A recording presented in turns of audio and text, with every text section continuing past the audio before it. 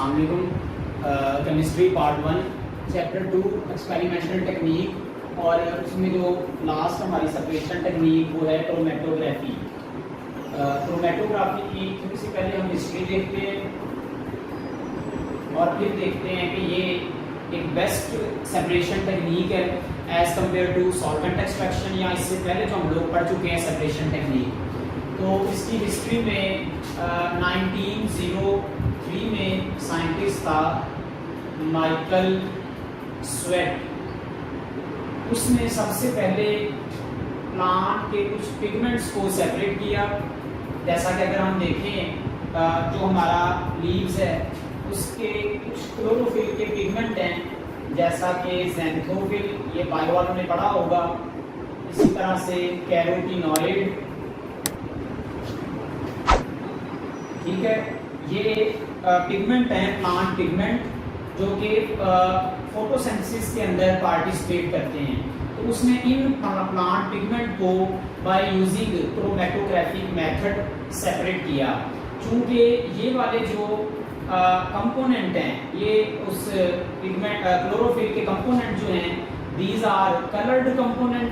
जब उसने इसको सेपरेट किया तो ये सेपरेट होने पर डिफरेंट कलर्स में, जैसा कि येलो, रेड, ऑरेंज की फॉर्म में अपीयर हुए। तो इस कलर्ड सेपरेशन की वजह से कि कंपाउंड कलर्ड फॉर्म में सेपरेट हुए, और इसके ऊपर उसने इस सेपरेशन ट्रिक को नाम दिया, टेक्निक को, क्रोमेटोग्राफी का। क्रोमेटोग्राफी का यहाँ बुक के अंदर जो लिखा है वो कहता है, ये वर्ड लिया गया क्रोमेटोग्राफी, ये कहता है ग्रीक वर्ड है क्रोमाटोस,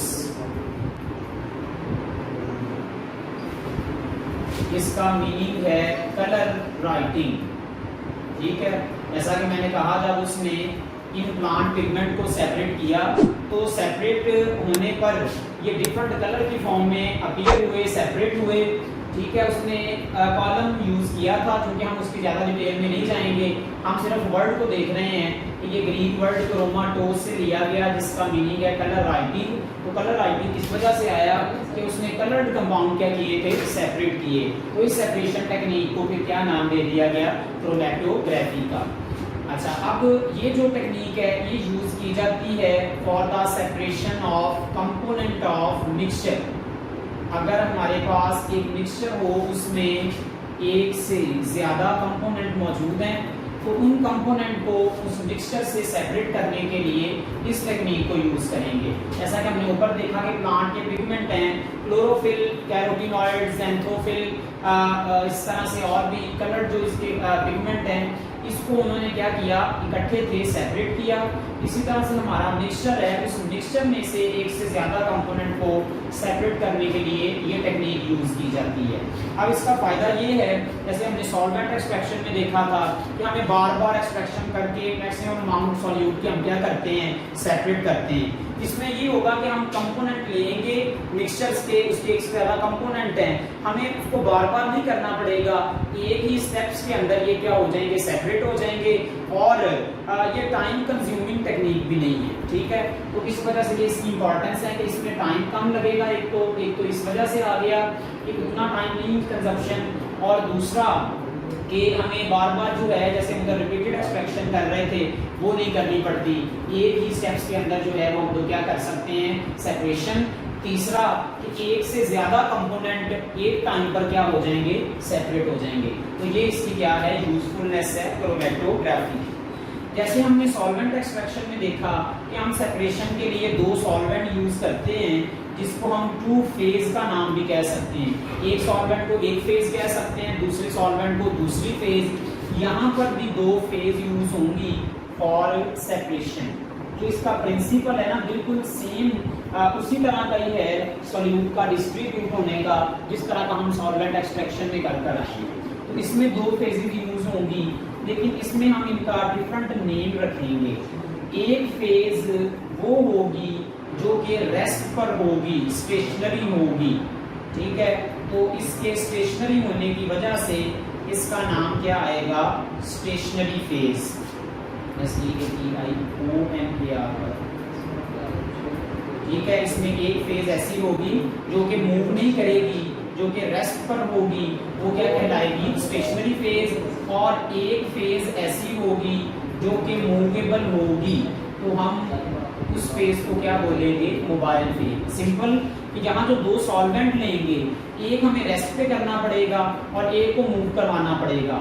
जो रेस्ट पर होगा वो स्टेशनरी फेज, जो मूव करेगा वो क्या कहलाएगी, मोबाइल फेज। अब देखिए स्टेशनरी फेज क्या क्या हो सकती है, तो क्या क्या चीज रेस्ट पर जो है, रेस्ट की फॉर्म में रह सकती है।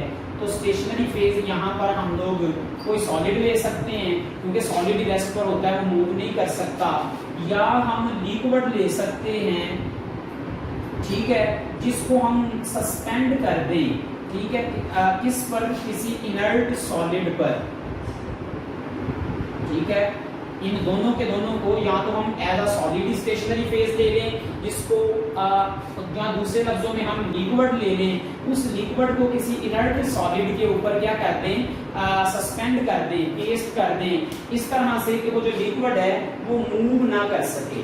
कैसे मूव नहीं करेगा, कि हम एक इनर्ट सॉलिड लेकर उसके ऊपर लिक्विड की थिन फिल्म लगा देंगे, ठीक है। इसकी एग्जांपल हम ना देखते हैं, जैसा कि हमारे पास पेपर है, पेपर में मैंने उस दिन बताया था, ये बना होता है सेलुलोज का, और उसके अंदर वाटर वेपर मौजूद होते हैं, ठीक है। पेपर के अंदर तकरीबन 5 to 8% मॉइस्चर मौजूद होता है वाटर वेपर से। ये वाटर वेपर चूंकि लिक्विड है और उस पेपर का जो सेलुलोज पार्ट है वो हम कहते हैं इनर्ट सॉलिड है, उससे रिएक्ट नहीं करता, ठीक है। इसका मतलब है वो वाटर उसके अंदर क्या है, सस्पेंड है, मूव नहीं कर रहा। इसका मतलब है वो हमारी क्या कहलाएगी, स्टेशनरी फेज कहलाएगी। तो स्टेशनरी फेज क्या क्या हो सकती है, it may be a solid, it may be a liquid. Gas के लिए जो है वो मूव चूंकि कर सकती हैं, इसलिए हम गैस को नहीं फर्ज कर रहे हैं एज अ स्टेशनरी फेज। तो मोबाइल फेज क्या होगा, वो चीज, वो फेज जो कि मूव कर सकती होगी, तो मूव या तो कोई लिक्विड कर सकता है या गैस कर सकती है। तो मोबाइल फेज हमारी क्या होगी, it may be a liquid or it may be a gas. ये हमारी क्या होगी, मोबाइल फेज होगी। इस तरह की हमारे पास क्या होंगी, दो फेजेस होंगी। अब उसी तरह से ये दो फेजेस, इनके अंदर हमारा जो सॉल्यूट होगा वो अपने आप को क्या करेगा, दोनों के अंदर डिस्ट्रीब्यूट करेगा, बिल्कुल उसी मेथड से जिस तरह के हम लोग पढ़कर आए हैं सॉल्वेंट एक्सट्रैक्शन में, ठीक है। तो सॉल्यूट क्या करेगा, उसकी अफिनिटी होगी, इसको हम यहाँ वर्ड लिखते हैं रिलेटिव अफिनिटी। रिलेटिव अफिनिटी का क्या मतलब है, अफिनिटी मीन वही अटैचमेंट, रिलेटिव मीन इन दोनों के लिहाज से कि वो किस में ज्यादा सॉल्युबल है, किसके साथ ज्यादा अटैच होता है। तो solutes are distribute between two phases according to their relative affinities with these phase. Relative affinity mean आया वो ज्यादा इसमें अटैचमेंट शो करता है, आया वो ज्यादा इसमें अटैचमेंट शो करता है। सिंपल के लिए ज्यादा वो इसमें सॉल्युबल है या वो ज्यादा इसमें सॉल्युबल है, इस बिना पर सॉल्यूट क्या करेगा, अपने आप को इन दो फेजेस के अंदर डिस्ट्रीब्यूट करेगा, ठीक है। इसका मतलब है डिस्ट्रीब्यूशन के हवाले से, इसका मतलब सॉल्यूट यहाँ पर भी किस लॉ को फॉलो करेगा, डिस्ट्रीब्यूशन लॉ को, या उसके लिए हम लोग क्या लिखेंगे, डिस्ट्रीब्यूशन कोएफिशिएंट। तो हम यहाँ इसके लिए डिस्ट्रीब्यूशन कोएफिशिएंट लिखते हैं कि concentration of solute in mobile phase, क्योंकि यहाँ हमारे पास एक फेज मोबाइल है और दूसरी स्टेशनरी है, तो यहाँ सॉल्यूट चूंकि दोनों फेजेस के अंदर अपने आप को क्या करेगा, डिस्ट्रीब्यूट करेगा। और डिस्ट्रीब्यूशन के हवाले से हमने पढ़ा था एक खास कंसंट्रेशन से होती है, तो इसलिए हम उसी रेशो को यहाँ लिख रहे हैं, K is equal to concentration of solute in mobile phase over concentration of solute in stationary phase, ठीक है। तो ये हमारे पास सॉल्यूट का दोनों फेजेस के अंदर अपने आप को डिस्ट्रीब्यूट करना क्या कहलाएगा, एक कांस्टेंट रेशियो से डिस्ट्रीब्यूट करेगा, इसलिए हम उसके लिए क्या लिख रहे हैं, K लिख रहे हैं। यहाँ देखें K की वैल्यू जो है वो सॉल्यूट की अगर ज्यादा होगी, वो कब ज्यादा होगी, जब सॉल्यूट ज्यादा अपने आप को किधर अटैच करेगा, मोबाइल फेज में। मतलब उसकी ज्यादा अफिनिटी होगी अगर मोबाइल फेज में, तो उसकी K की वैल्यू ज्यादा होगी, और अगर उसकी स्टेशनरी फेज में अटैचमेंट ज्यादा है, उस वक्त उसकी K की वैल्यू क्या होगी, कम होगी। क्योंकि ये आपस में उसका रिलेशन यहाँ पर क्या बन रहा है, इनवर्स बन रहा है। इसका मतलब कि अगर दो फेजेस में सॉल्यूट को हम ले रहे हैं, वो ज्यादा मोबाइल फेज के साथ अटैच कर रहा है तो उसका ए बढ़ जाएगा, अगर वो स्टेशनरी फेज के साथ कर रहा है तो उसका ए क्या हो जाएगा, कम हो जाएगा। ये कैसे होगा, जब हमने इसकी एग्जांपल पढ़नी है पेपर क्रोमैटोग्राफी, तो उसके अंदर हम जाकर देखेंगे कि किस तरह से सॉल्यूट अपने आप को क्या करता है, अटैच करता है डिफरेंट फेजेस के अंदर। ठीक है, अच्छा अब चूंकि इसको हम एक को नाम दे रहे हैं मोबाइल फेज का, एक को स्टेशनरी फेज का, ऐसा क्यों होगा कि हमारी एक फेज जो स्टेशनरी फेज है ये रेस्ट पर होगी, ठीक है, और जो दूसरी हमारी है मोबाइल फेज वो रेस्ट पर नहीं होगी, वो मूव करेगी। और कैसे मूव करेगी कि वो स्टेशनरी फेज के ऊपर से गुजरेगी, ठीक है, पेस्ट कर कर जाएगी स्टेशनरी फेज को, मतलब कि वो फ्लो करेगी ओवर द स्टेशनरी फेज। तो हम ऐसे भी डिफाइन करते होते हैं, stationary phase is a phase which is at rest and mobile phase is a phase which flow over the stationary phase, that is called mobile phase. Mobile phase की definition ऐसे भी करते हैं क्योंकि जब हम क्रोमैटोग्राफी करेंगे तो हम एक फेज को मूव करवाएंगे और वो मूवमेंट कैसे होगी कि ये फेज हमारी स्टेशनरी फेज के ऊपर क्या करेगी, फ्लो करेगी। तो uh stationary mobile phase is a phase which flow over the stationary phase. ठीक है, मैं इसको थोड़ा समझाता हूँ। देखिए हम पेपर क्रोमैटोग्राफी करेंगे तो हम एक पेपर लेंगे, इस पेपर के अंदर वाटर वेपर्स जो मौजूद हैं वो हमारे कहलाएगी एज अ स्टेशनरी फेज। यहाँ जो H2O है वो स्टेशनरी फेज है। हम इस पेपर को एक कंटेनर में रखेंगे जिसके अंदर हमने दूसरा सॉल्वेंट लिया और वो क्या होगा, मोबाइल फेज। जैसे हम इसमें थोड़ी देर रखेंगे ये मोबाइल फेज फ्लो करेगी, ऊपर ट्रेवल करेगी, पेपर के ऊपर मूव करेगा सॉल्वेंट। हमने पढ़ा हुआ है इसका मूव करना होता है ड्यू टू कैपिलरी एक्शन। तो ये मूव करेगा जब देखिए मोबाइल फेज फ्लो किसके ऊपर कर रही होगी, स्टेशनरी फेज के ऊपर। ये रेस्ट पर है, ये क्या कर रही है, फ्लो। इस वजह से हमने क्या रखे, इनके नाम रखे। तो अब क्रोमैटोग्राफी को ये शॉर्ट क्वेश्चन के हवाले से थोड़ा सा इंपॉर्टेंट है। क्रोमैटोग्राफी को क्लासीफाई किया गया on the basis of stationery phase. ठीक है, on the basis of stationary phase इसको क्या किया गया, क्लासीफाई किया गया। और ये क्लासिफिकेशन क्या है कि अगर हमारी स्टेशनरी फेज हुई सॉलिड, ठीक है, हमने अभी पढ़ा स्टेशनरी फेज सॉलिड भी हो सकती है, लिक्विड भी। अगर स्टेशनरी फेज हुई सॉलिड तो जब कंपोनेंट अपने आप को दोनों फेज में डिस्ट्रीब्यूट करेगा, तो अब डिस्ट्रीब्यूशन के अंदर क्या होगा कि जब कंपोनेंट अपने आप को स्टेशनरी फेज पर डिस्ट्रीब्यूट करेगा तो उस डिस्ट्रीब्यूशन को हम यहाँ एक स्पेसिफिक नेम देंगे। वो नेम क्या होगा कि जब भी हम कोई सॉलिड सब्सटेंस लेते हैं, जैसा कि ये सॉलिड है, इस पर फर्ज करें ये कोई कंपोनेंट है, वो यहाँ पर आकर अटैच होने लगा है जिसको हम डिस्ट्रीब्यूट कह रहे हैं। तो वो अटैच कैसे होगा कि वो इसकी सरफेस पर आकर एडजॉर्ब होगा। एडजॉर्ब क्या होता है, सिर्फ सरफेस के साथ अटैचमेंट, ना कि उसके अंदर जो है पेनिट्रेट करना। इस अटैचमेंट की वजह से कि वो उसकी सरफेस पर एडजॉर्ब होगा, हम इस क्रोमैटोग्राफी को क्या नाम दिया करते हैं, एडजॉर्प्शन क्रोमैटोग्राफी। ठीक है, तो ये देखें क्रोमैटोग्राफी को हमने पढ़ा कि हम क्लासीफाई कर रहे हैं on the basis of stationary phase. अगर स्टेशनरी फेज हुई सॉलिड तो कंपोनेंट हमारा क्या करेगा, इसके साथ एडजॉर्ब करेगा, जिसको हम कह रहे हैं डिस्ट्रीब्यूशन के हवाले से। ये हमारी क्रोमैटोग्राफी क्या कहलाएगी, एडजॉर्प्शन क्रोमैटोग्राफी। देखें मैं इसको समझाता हूँ। फर्स्ट करें ये हमारा कंपोनेंट है जिसको मैं ब्लैक से शो कर रहा हूँ। अब देखिए जैसे ये सॉल्वेंट मोबाइल फेज इसके पास से गुजरेगा, इसको आगे लेकर जाएगा। अब होता क्या है कि सॉल्यूट अपने आप को कैसे दोनों फेजेस में डिस्ट्रीब्यूट करता है। पेपर के अंदर हमारी स्टेशनरी फेज है, इसके ऊपर मोबाइल फेज रन कर रही है, तो वो कैसे अपने आप को डिस्ट्रीब्यूट करेगा, जैसे जैसे ये ऊपर मूव करेगा ये अपने साथ अटैच करके इसको लेकर जाएगा। और जब हमने इसको पेपर पर लगाया तो ये पेपर पर लगाने पर कंपोनेंट किस में डिसॉल्व हो रहा था, स्टेशनरी फेज में। इसका मतलब वो स्टेशनरी फेज में भी सॉल्युबल है या अटैच है और साथ मोबाइल फेज में भी। तो जब मोबाइल फेज ऊपर जाएगा तो इसको साथ साथ अपने भी लेकर जाएगा। जैसे इसको आगे लेकर जाएगा ये कंपोनेंट फर्स्ट करें यहाँ पहुंचेगा, यहाँ पहुंचने पर भी ये पेपर के अंदर वाटर के साथ अटैच है और साथ साथ ये मूव किस वजह से कर गया, मोबाइल फेज की वजह से। इसका मतलब कंपोनेंट अपने आप को दोनों फेजेस के साथ क्या कर रहा है, अटैच कर रहा है, अफिनिटी शो कर रहा है। तो जब अटैचमेंट होगी, अगर ये हमारी स्टेशनरी फेज सॉलिड है, यहाँ वाटर सॉलिड नहीं है, तो फिर उस क्रोमेटोग्राफी को हम क्या नाम देंगे, एब्जॉर्प्शन क्रोमेटोग्राफी का। क्योंकि सब्सटेंस जैसे ही मोबाइल फेज के साथ आगे जाएगा तो ये सॉलिड सरफेस के साथ जाकर क्या होगा, एब्जॉर्ब होगा।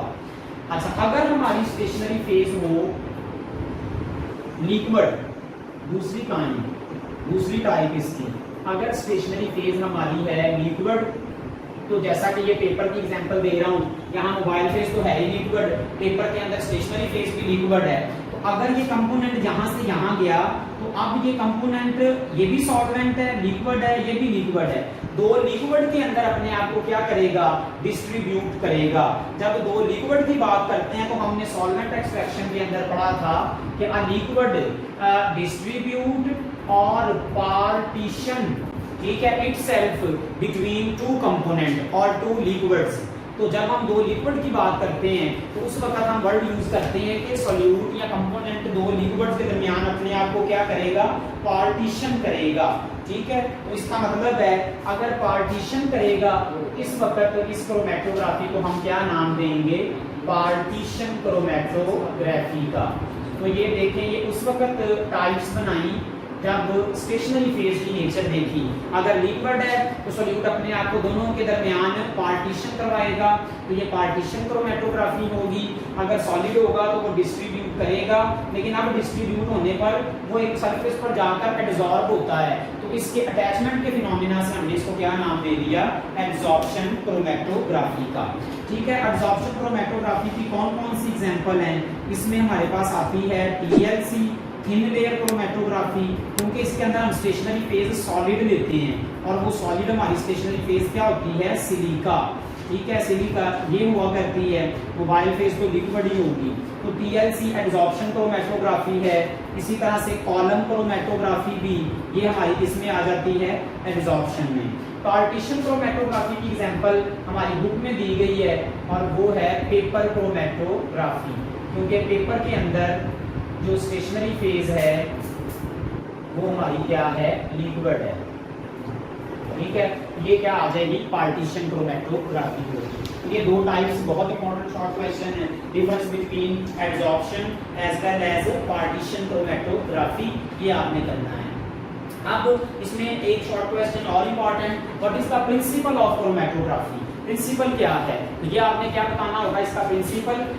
इन this a solute distribute itself between two phases, from one of them is called a stationary phase and another one is called a mobile phase. ठीक है, by their distribution, when mobile phase flows over a stationary phase, they have a relative different affinities between mobile and stationary phase. That's why their different affinities are responsible for the separation of the component. देखिए कैसे separation होगी, कि यही मेरा paper मैं यहाँ दोबारा show करता हूँ। ये पेपर मैंने इसके ऊपर ये कंपोनेंट लगाया, एक मिक्सचर लगाया, इसके अंदर ये ब्लैक कलर का कंपाउंड है और ये ग्रीन का। जब हम यहाँ से मोबाइल फेज गुजारेंगे तो मोबाइल फेज जब ऊपर जाएगी दोनों को मूव करवाएगी और इनकी मूवमेंट रिलेटिव एफिनिटी दोनों फेजेस के साथ है।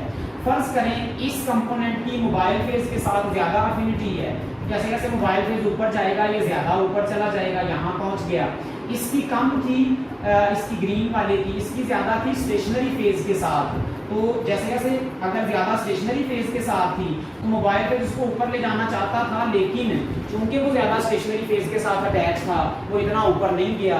तो यहाँ ये मिक्सचर था और बाय क्रोमेटोग्राफी प्रोसेस ये दोनों आपस में से क्या हो गए, सेपरेट हो गए। तो प्रिंसिपल क्या होगा कि a solute distribute itself between two phases, one is stationary and other one is a mobile phase. When mobile phase flow over a stationary phase, then as two component has different affinities with mobile and stationary phase, this is responsible for the separation of the component. इस तरह से हम component को क्या कर लिया करते हैं, सेपरेट कर लेते हैं। ये आपने इसका तो ये इंपॉर्टेंट यहाँ पे शॉर्ट क्वेश्चन है कि कौन सा किस तरह से कौन सा प्रिंसिपल है जिसके जरिए से हम क्रोमैटो जो है कंपोनेंट को क्या करते हैं, सेपरेट करते हैं। तो एक प्रिंसिपल आपने इसका याद करना है, इंपॉर्टेंट है शॉर्ट क्वेश्चन। और दूसरा इसमें से differentiate between absorption and partition chromatography. ये हमारे पास एमसीक्यूज के हवाले से इंपॉर्टेंट है कि अगर के की वैल्यू कब बढ़ेगी ये आपने बताना है, और के कब कम होगी वो बताना है, या के की वैल्यू ज्यादा हो कि हमें क्या इंफॉर्मेशन देता है, ये भी एमसीक्यूज में इंपॉर्टेंट है कि सॉल्यूट किधर ज्यादा उसकी एफिनिटी होगी, या के की वैल्यू कम है तो किसके साथ उसकी रिलेटिव एफिनिटी होगी। ये शॉर्ट क्वेश्चन के हवाले से कुछ इंपॉर्टेंट जो है ये करनी है। अब हमारे पास जो टॉपिक है इसमें क्रोमैटोग्राफी में डिटेल में वो है पेपर क्रोमैटोग्राफी। ये हमारा प्रैक्टिकल भी है और ये लॉन्ग क्वेश्चन भी है जो कि हम आगे डिस्कस करेंगे। ठीक है, तो यहाँ तक जो है हम इसको करते हैं। वीडियो के बारे में बच्चे एंड पे उसी तरह से कि आप चैनल को जो है वो सब्सक्राइब करें, लाइक किया करें और कमेंट किया करें। ठीक है, अल्लाह हाफिज़।